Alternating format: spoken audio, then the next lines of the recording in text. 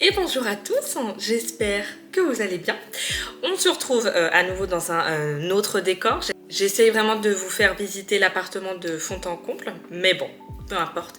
On se retrouve, vous l'avez vu dans le titre, pour l'apéro du mois. Aujourd'hui, on part sur une petite citronnade pétillante, accompagnée de petites cacahuètes que je fasse pas tout tomber, au wasabi. Vous les trouvez, celles-ci, c'est des petites cacahuètes comme ça, chez Action. Donc voilà, si vous aimez le wasabi, par contre si ça tombe sur le mauvais coin de la langue, vous êtes mort. Mort, mort, mort. Aujourd'hui, du coup, comme je vous ai dit, on se retrouve pour le petit apéro du mois, c'est-à-dire les favoris, donc du mois d'avril, puisque nous sommes début mai. Si vous entendez un petit peu de bruit, voilà, nous avons la bestiole juste ici, c'est pour ça. Alors, petite sélection ce mois-ci parce que on n'a pas regardé grand-chose, on a regardé beaucoup de foot avec la Champions League ou je sais pas quoi, avec monsieur. On commence par les animés, vous savez qu'il n'y a pas un mois où on ne regarde pas d'animés bien sûr avec monsieur. La première chose qui avait fait beaucoup de bruit, et on a remarqué ça dernièrement avec les Crunchyroll Awards, que Glouton et Dragon avaient fait beaucoup de bruit. En fait, bah, c'est un petit peu, tout est dans le titre, c'est la quête de chevaliers, etc. pour retrouver une personne disparue mangée par un dragon. Et donc, ces gens-là vont aller s'aventurer dans un petit donjon qui, comment dire, dans les mythes médiévaux, les donjons, ça bouge un peu dans tous les sens parce qu'il y a un maître des donjons, donc ça bouge, on rencontre des monstres, etc. qui vivent dans ces donjons-là. Et du coup, il va y avoir toute une quête et en fait, ça mêle le fait de faire des plats avec les monstres, avec les choses en fait qu'on trouve dans le donjon. Donc c'est assez fun, c'est une très jolie animation. Je crois qu'on a vu dans Crunchyroll, mais on l'a regardé nous sur Netflix, si je dis pas de bêtises. Mais voilà, c'est une animation très sympa où on a mangé, je crois, la première saison, c'est une 20aine d'épisodes en 2-2 parce que franchement, c'est super cool. Mais ça amène quand même un suspense. Donc voilà, Glouton et Dragon, je vous recommande. On a regardé, enfin on regarde parce que c'est en cours de diffusion, Emacha Vigilantes. C'est une autre œuvre en fait de... comment dire, de l'auteur de MHA, mais en fait ça se passe dans la temporalité où les héros sont, enfin les super-héros sont déjà en place, mais un peu c'est le début de leur carrière, avec All Might et tout le tralala. Notre temporalité à l'heure actuelle avec Bakugo, Izuku et tout le tralala n'est pas encore arrivée, en gros ils sont, j'ai presque envie de dire ils sont pas nés parce que c'est vraiment les débuts des super-héros qui sont les professeurs après dans My Hero Academia classique. Et du coup cette œuvre là ça parle plus de héros mais qui n'ont pas l'autorisation d'utiliser leur pouvoir, et en fait c'est un peu des alters un peu bidons, s'il y en a un il peut ramper quoi. Donc voilà, mais du coup on va les suivre sur le fait que même s'ils n'ont pas l'autorisation, ils vont vouloir combattre le mal, combattre les méchants, et c'est bourré d'humour aussi. C'est encore plus drôle que comment dire, que MHA classique parce qu'on a moins le côté mélodramatique par rapport à ce qui se passe dans MHA que là dans Vigilantes. C'est vraiment des blagues d'adultes et tout, et on a une super animation parce que mine de rien l'animation de MHA elle est toujours incroyable, hein. C'est de l'ultra coloré, de l'ultra HD, enfin c'est... Je vous recommande, hein, si vous n'avez pas déjà vu MHA. Je vous en avais parlé en plus dans les favoris 2023 parce que j'avais rattrapé la série justement à ce moment-là. Et franchement, Vigilantes, très sympa. Ça se regarde tranquillement. On regarde ça avec les carnets de l'apothicaire le dimanche matin et tout, ou samedi matin, avec monsieur. Et franchement, c'est très très cool. Donc, je vous recommande si vous aimez l'univers My Hero Academia. Parce qu'il y a quand même des références à la série originelle. On continue avec, si je dis pas de bêtises, ouais, la dernière animation made in Netflix, c'est Devil May Cry. Alors, pareil, moi j'ai pas joué au jeu, mais monsieur m'a dit que c'était une adaptation du coup du jeu vidéo Devil May Cry, où on suit du coup le parcours. En fait, c'est dans un monde où il y a des super pouvoirs, des méchants mais qui viennent de l'enfer, donc on est vraiment dans une faille un peu spatio-temporelle qui fait que les démons de l'enfer peuvent venir réellement sur Terre et inversement. Et donc là on est sur Dante en fait, Dante, je sais jamais comment on le dit, qui est le héros principal, qui est l'intéressé principal puisqu'on a besoin de lui pour réussir à éradiquer la planète Terre entière et même l'univers. Et en fait, théoriquement, c'est le gardien des enfers en fait parce que s'il protège, comment dire, son arme en fait avec laquelle il se bat, il permet d'avoir l'équilibre en fait qui maintient la porte fermée entre les enfers et comment dire, le monde des hommes. Et il y a tout ce qui est brigade spéciale en fait dans la police, ce genre de choses qui combat en fait les vrais monstres qui peuvent être des métamorphes. Comment dire, qui se téléporte et du coup il y a un méchant aussi qui est là-dedans et qui veut du coup réunir les 2 pièces manquantes pour du coup libérer les enfers. Donc voilà, et encore une fois l'animation est très très sympa. Bon, vous connaissez Netflix, je vous en parle souvent parce que entre The Witcher, Lara Croft, c'est un peu le même genre, c'est toujours de l'ultra HD comme ça, super dynamique, des explosions dans tous les sens, voilà. Je préfère vous prévenir, même si c'est une animation, c'est un petit peu cru, c'est un petit peu gore. Voilà, on voit les têtes tomber. Voilà. Donc après, ça reste un animé pour adultes, parce que c'est moins de 16, donc voilà. Mais franchement, c'était très cool à voir. Mini-série, bon, je spoile pas pour la suite ou pas. Bref. Encore une fois, si vous aimez et les animations et ce que Netflix peut proposer, et puis peu importe si vous avez joué au jeu ou si vous connaissez le jeu, on s'en fout. Quand on y a joué, on voit un peu les clins d'œil, mais monsieur m'a dit que on rate pas grand chose à ne pas connaître le jeu, quoi. Donc voilà, Devil May Cry c'était très sympa et c'est tout pour du coup les animations de ce mois-ci. On continue avec un docu-série, vous savez, à chaque fois je vous en recommande aussi. Là c'était sous forme d'épisode. C'est Disparu, le tueur de Long Island sur Netflix, pareil. On aborde à nouveau une enquête criminelle, voilà, qui se passe à Long Island, donc aux alentours du coup, si je dis pas de conneries, de New York. Et donc on va traquer du coup un tueur en série pour pouvoir le retrouver. Et vous savez, voilà, c'est toujours l'œil nouveau un peu que Netflix apporte au traitement de ces enquêtes-là. Je connaissais pas du tout, je connais le tueur de State Island, mais Long Island, j'avais jamais du tout entendu parler. Et donc c'est très sympa, encore une fois, il y a plein d'archives. Netflix apporte aussi un super dynamisme à ce genre d'affaires, on a aussi des témoignages, ce genre de choses. Et franchement, c'était très cool. Ça aborde aussi le côté politique un petit peu, les magouilles, où ils se couvrent un peu tous les uns les autres dans leur intérêt, ce genre de choses, la police en général, quoi, mais un peu du côté ripou.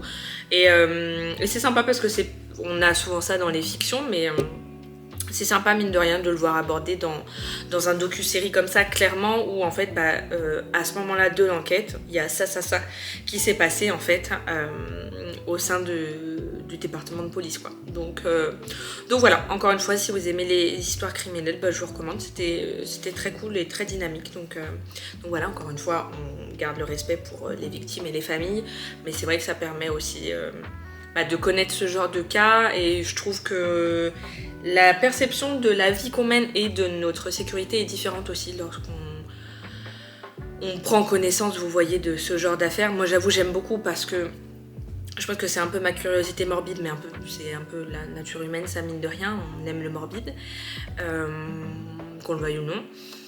Mais il y a le côté où il y a le côté sécuritaire, où on se dit ouais, mais en fait non, il faut fermer ici, il faut faire ci, il faut s'éviter en fait des situations qui pourraient nous mettre en danger, parce que ça c'est déjà produit quelque part. Vous voyez, j'imagine que pour ceux qui sont parents, on va moins laisser facilement jouer les enfants en bas du bâtiment que nos parents auraient pu le faire par exemple dans les années 80-90 où en fait ça nous traversait même pas l'esprit à l'époque, même faire du stop, bon, je pense qu'on réfléchit à 2 fois même aujourd'hui. Donc voilà, je trouve que ça, la façon dont on vit, de regarder des histoires criminelles, de se renseigner au moins, ça amène une autre perspective à tout ça, je trouve, au-delà du divertissement, encore une fois, morbide, quoi. Donc voilà, petite docu-série du mois. On passe du coup sur les films. Le premier, on a vu The Sentinel de Clark Johnson. Voilà, le réalisateur. Avec Michael Douglas, avec Kiefer Sutherland qui joue dans Designated Survivor, un truc du genre. Avec Kim Basinger et Eva Longoria. Voilà. C'est un film thriller, évidemment, thriller policier, politique et d'action. Bien sûr, vous commencez à me connaître après tous ces petits apéros. Le synopsis, c'est il y a 20 ans, Pete Garrison, agent des services secrets américains, a sauvé la vie d'un président et aimé et respecté de ses collègues. Il est à présent chargé de la protection rapprochée de la première dame. Sa vie bascule lorsqu'un collègue et ami est assassiné avant d'avoir pu lui transmettre des informations de la plus haute importance. Parce que si je me trompe pas, il y a une histoire de piratage informatique ou d'une taupe dans ces histoires-là. Mais voilà, encore un classique, 1h50 de thriller. Comme j'ai pu vous conseiller, par exemple, qu'est-ce que je vous avais... Instinct meurtrier que je vous avais conseillé le mois dernier. Même tous les Denzel, c'est un peu ça en fait. Un peu une intrigue policière et thriller avec pas mal de suspense et tout. Des magouilles dans tous les sens. Un petit peu de sexe par-ci par-là. Voilà. Donc très sympa et c'est un film de 2006. Donc vous voyez les années 2000-2010. Je vous en parlais encore la précédente vidéo.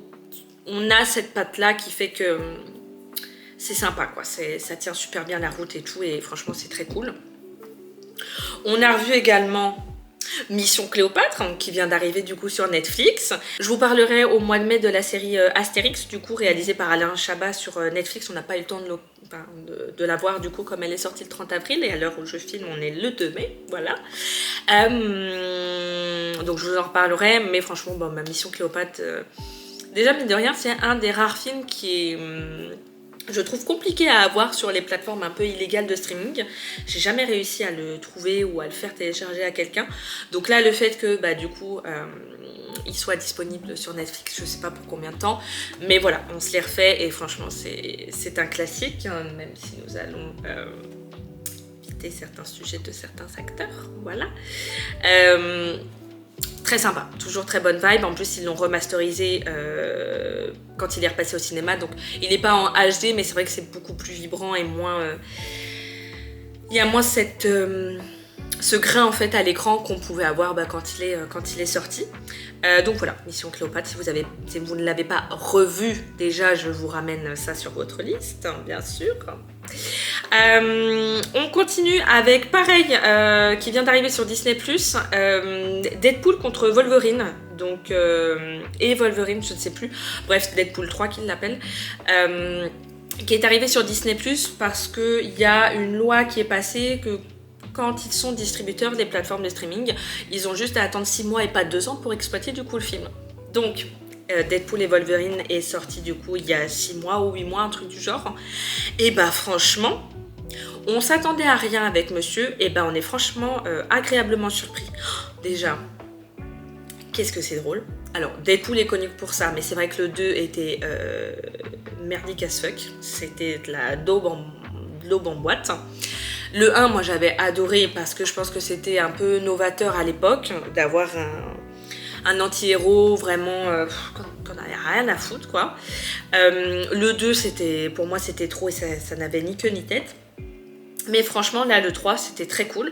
En plus, pour avoir vu, du coup, les Wolverine il n'y a pas longtemps, du coup, on a les refs, etc. vis-à-vis de Logan, comme Wolverine est de retour. Pas dans le sens où vous le comprenez, mais voilà, il y a encore une histoire de dimension, de para-univers, multivers et tout le tralala. Vous connaissez Disney maintenant. Donc voilà, franchement, je vous le conseille. Ça passe tout seul en plus, c'est un peu moins de 2 heures. Tout juste moins de 2 heures. Et franchement, il est super, super drôle. Et voilà, je vous le recommande. Et on termine pour les films. Alors, ça, c'est... comment dire? Donc, c'est Ravage, qui est une production Netflix avec Babe Tom Hardy.